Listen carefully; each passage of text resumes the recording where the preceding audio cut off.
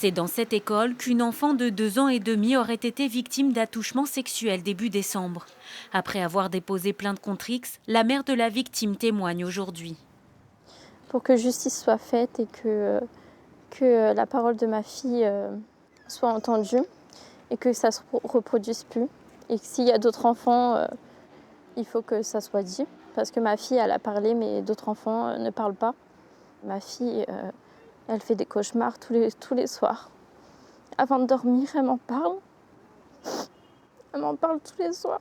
Encore sous le choc, les parents d'élèves dénoncent l'absence de réponse à leurs questions et le silence de la direction de l'établissement scolaire qui n'a pas répondu à nos sollicitations. Si c'est arrivé à cette petite fille-là, ça aurait pu arriver à nos enfants à nous, et savoir ce qui aurait pu se passer, c'est impossible. À 3 ans, on n'a pas les mots pour expliquer ça. Donc moi, je leur en veux d'avoir étouffé cette affaire et d'avoir tué les faits, parce qu'au final, ça peut être plus grave.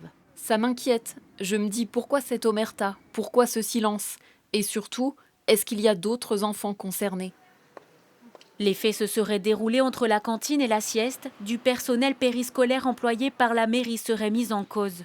Les parents affirment n'avoir reçu d'informations officielles que cette lettre glissait dans le cartable de leurs enfants.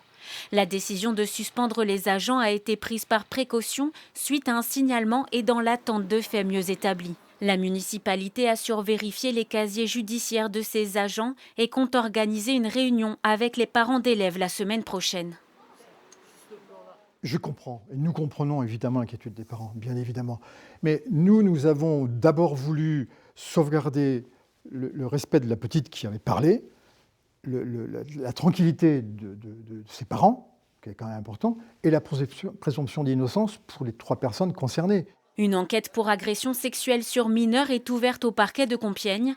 La procureure précise que les investigations en cours sont menées par des enquêteurs spécialisés.